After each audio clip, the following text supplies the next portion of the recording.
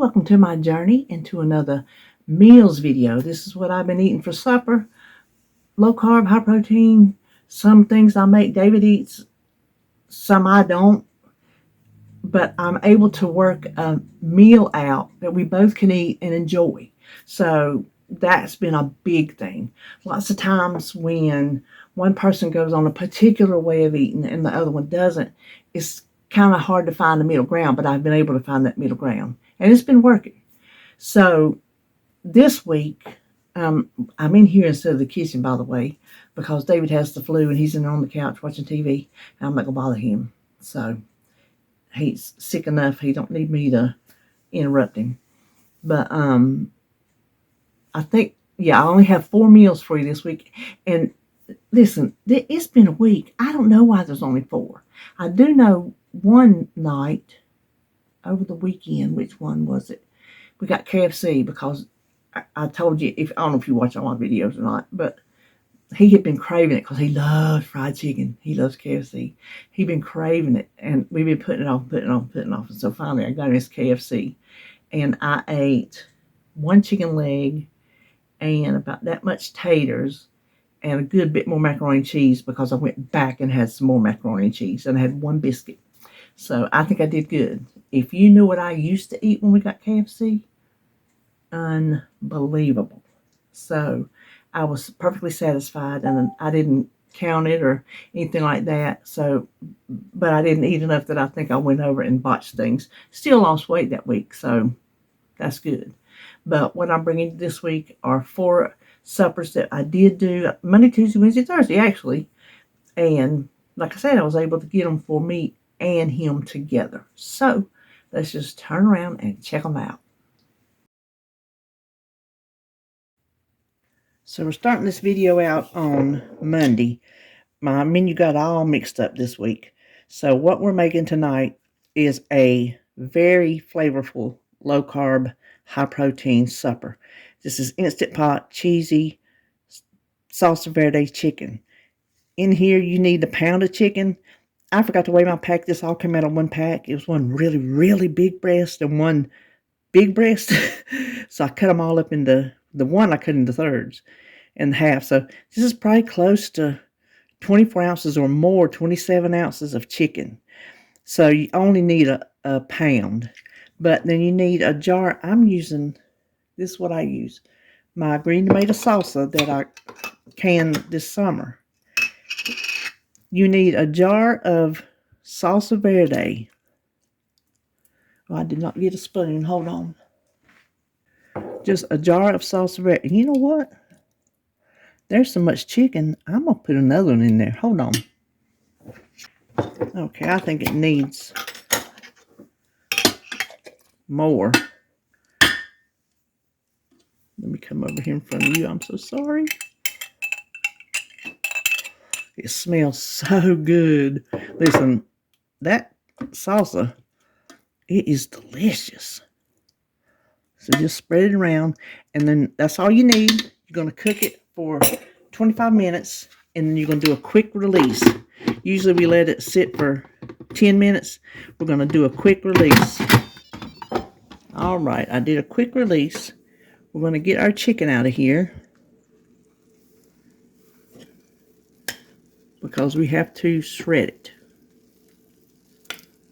And unlike the other day, or when I did prep, whenever I shredded it with the mixer, I don't need this to be a spine, so I'm just going to shred it with 2 forks. Okay, what we need to do is thicken this. And since I used double the salsa, I don't know if I'll need more than this 1 tablespoon. I've got 1 tablespoon of cornstarch. I know I'm right in front of you. To 1 tablespoon of water, and we're just going to see how that does. If I need to add more, I will. Okay, now I'm going to turn that saute off because it's going to be hot enough. We need to add our cheese. You need 8 ounces of Monterey Jack cheese. I didn't plan well. I used so much Monterey Jack this weekend on my prep, I didn't have enough left for today. But I did have some mozzarella, so I'm substituting. Part of this is Monterey Jack, and part of this is mozzarella. So we're just going to put it in there and stir it around and let it melt.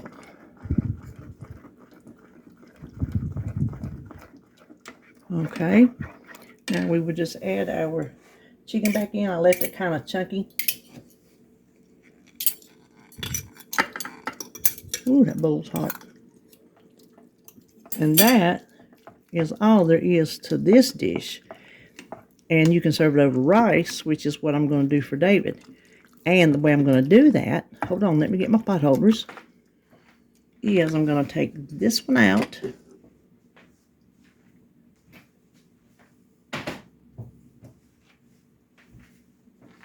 And put this one in. Back when I got my Instant Pots, however long ago it was that they came out, I bought 2 pots, 2 liners for the 3-quart and the 6-quart. And they've come in handy so many times. I really don't need to make a whole cup of rice, but here we go anyway. So I'm just going to add a cup of rice.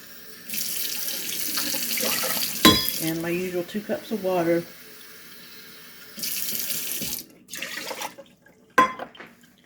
Give it a quick little stir with my fingers.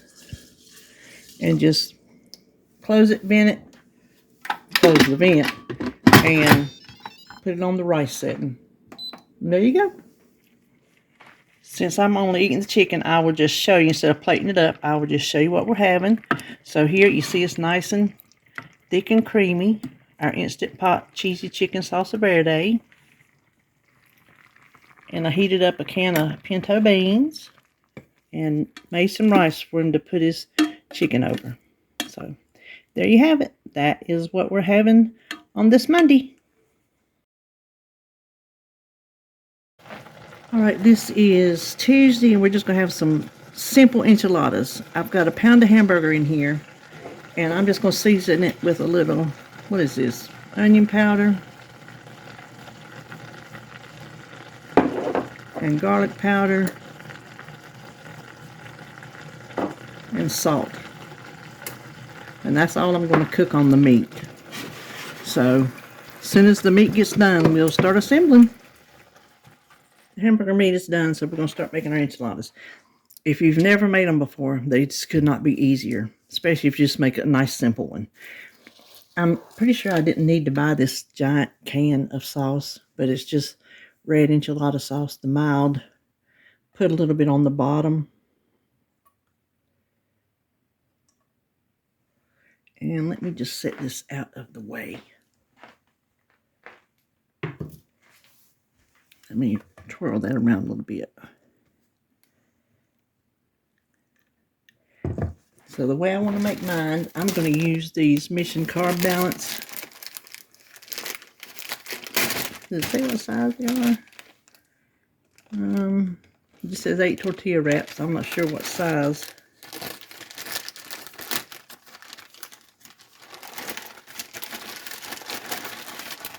Well, I can't get hold of it. So I put my refried, this is just a can of refried beans. I just put it in the bowl so I could stir it up to make it easier to spread. So I just want to spread a little bit of that around. Now, if you wanted to put some sauce in here with it, you could. But there's frankly going to be enough sauce on the top. I don't think that it needs it. And put some hamburger meat.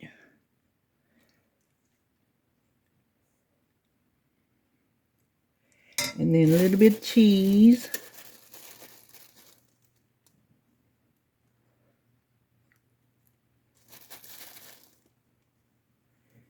And then we're going to roll it up. I don't roll the ends up on my enchiladas. I just roll them just like that.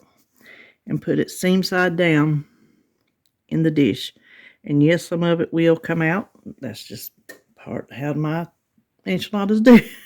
So when I say they're just the easy kind, they're just the easy kind. So we'll end up with a pan of these, and I'll show you when we get through. I got 5, and these are kind of sideways. 5 golly whopping burritos, enchiladas. They're they're filled. Here we go.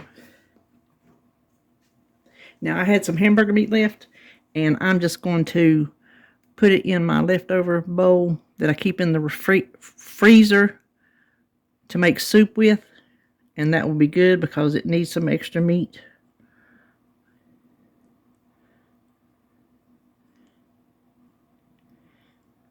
That is enough. I got a little bit left. I'll have to find some use for that, and then we just need to top it with cheese.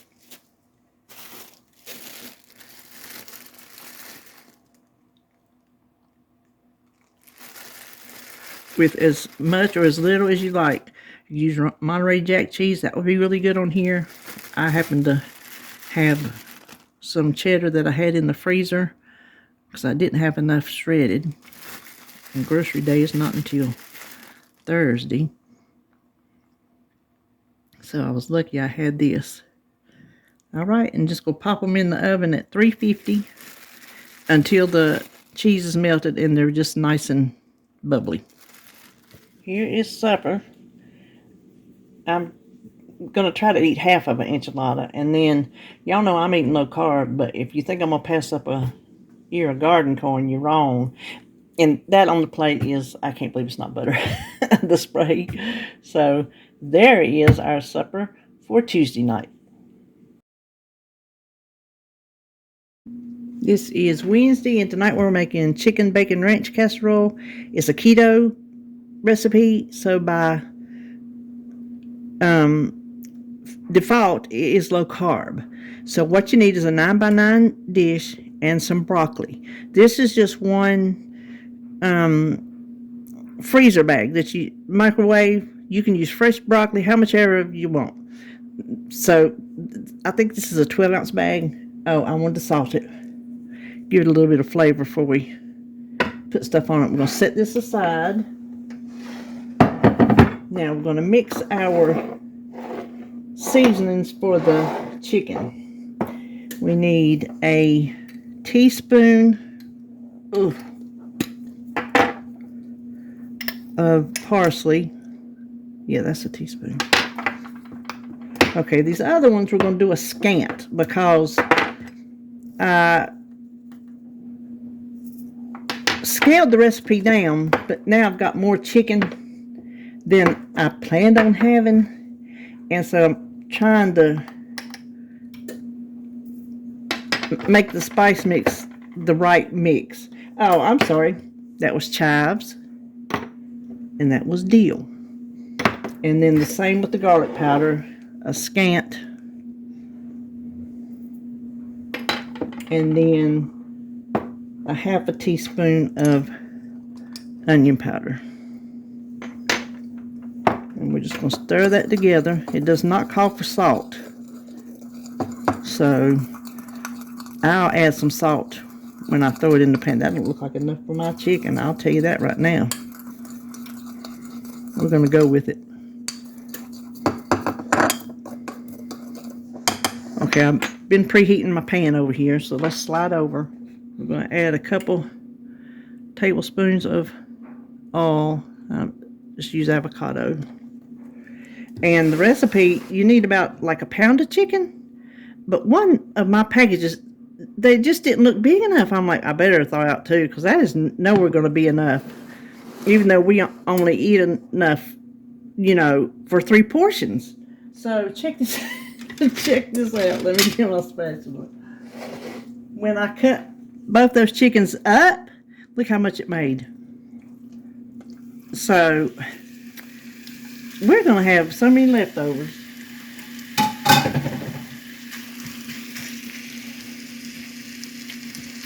But David, he's good about eating leftovers.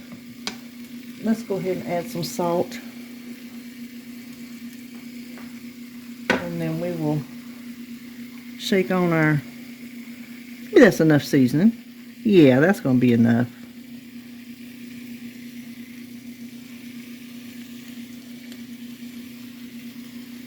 We're going to mix that around, and we're just going to cook this chicken until it is completely done.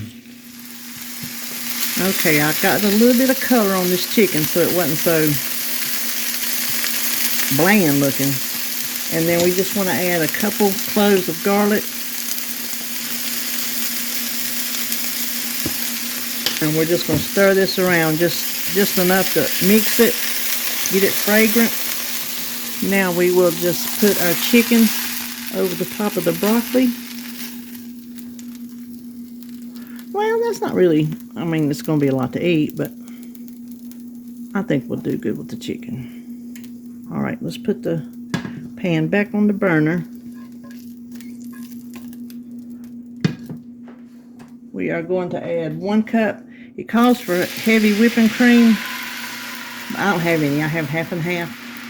So we're just going to stir it. It says till it starts to thicken. I don't know if this will or not, just to be honest with you. So I'm just going to let it cook just a short while and see if it does start to thicken. If not, we'll just continue on. But I do want to get it good and hot. Okay, it's not necessarily thickening, but it's evaporating a little bit. I think it'll be fine going ahead and putting the cheese in it. Now we need a cup of cheese, and we're going to put half of it in here. Cheddar cheese, I should say. And then we need, let me get that stirred, a half a cup of mozzarella. And we're going to put the whole thing in here, and I'm just eyeballing it. Frankly, because I'm just too lazy to get the measuring cup out. And then we just want to stir this until it is melted and makes a nice sauce. Okay, let me turn that burner off. Have your oven preheated. Just a little bit of salt. Have your oven preheated to 350. Now we just need to pour this over.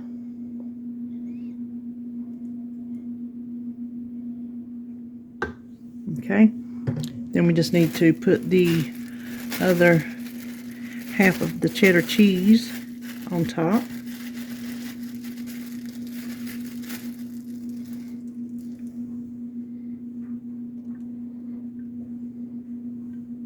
And then some bacon. And I had 2 packs of bacon that I had already cooked and crumbled in the freezer. And I'm not sure if I thought them both out because I wasn't sure if I wanted 1 or 2 packs. Turns out I want 2. And I do know, I don't know how many slices, but I do know they were 1 ounces each.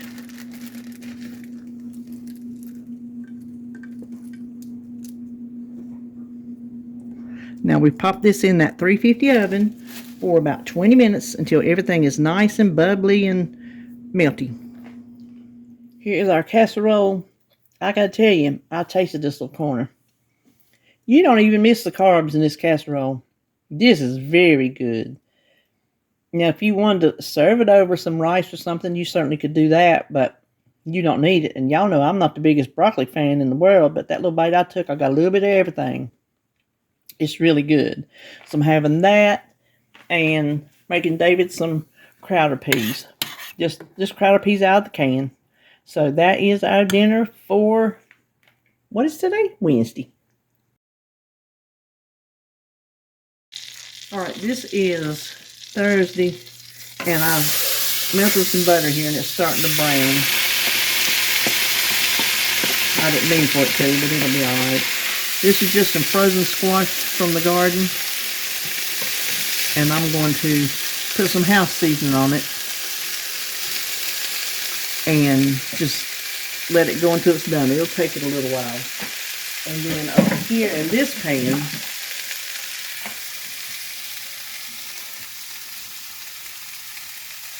we're going to make some country style steak and gravy, and I've let the pan get hot. I hope not too hot.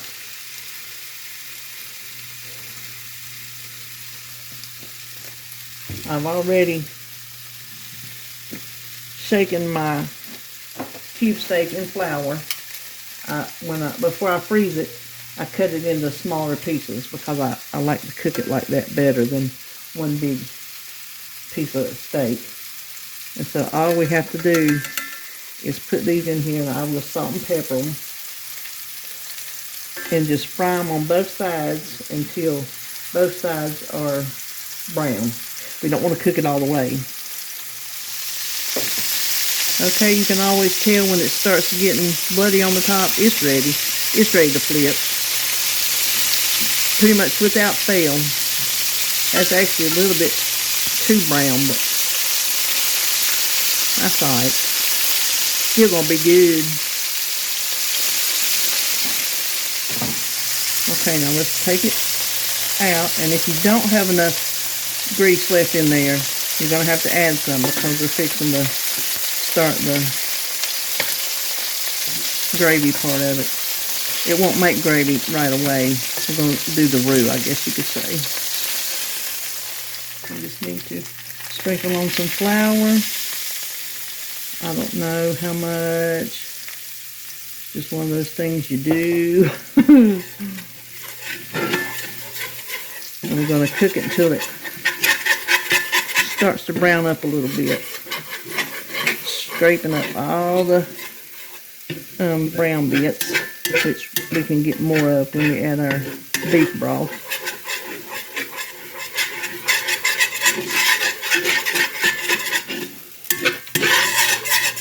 Let's catch it before it burns.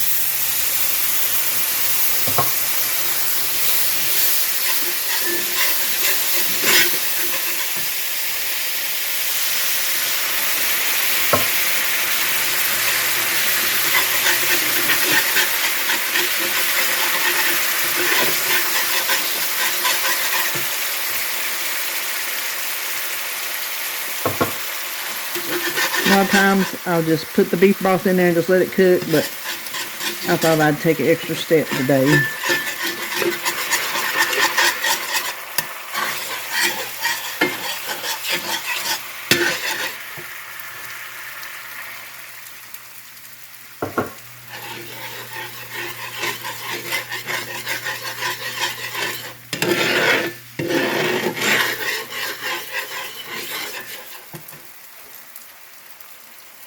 Now this is not going to be gravy because we need liquid to cook the meat in.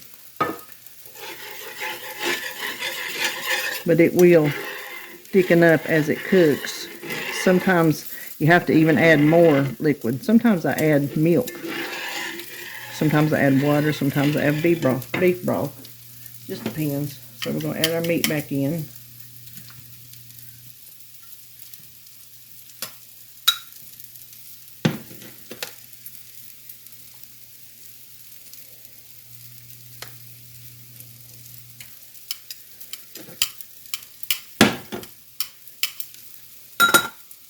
Turn it down a little bit. I'm going to get a lid and cover it and just let it simmer until that meat is tender. Okay, I am through. It is still bubbling even though my heat's off because you know that's how my oven does. Now I added water, I don't know, 3 or 4 times, but it keeps coming back and evaporating and giving you this good old gravy. Okay, that one's not as tender. Some of these, they're already about to fall apart. It's just, you get different pieces of meat. Sometimes I get cube steak I can't make tender for love nor money. This turned out really good. Now, it takes about an hour. This ain't something you make last minute. You got to tend to it. So that's what we're having tonight, and I'm making some instant mashed potatoes for David. Y'all know what that looks like. So I will have this, and I will have squash. So that is what is for supper tonight. On Thursday, I think I'm going to cut this video off and start back tomorrow. So thanks for watching. Hope you enjoyed it. Hope you got some good ideas. And I'll see you when I see you.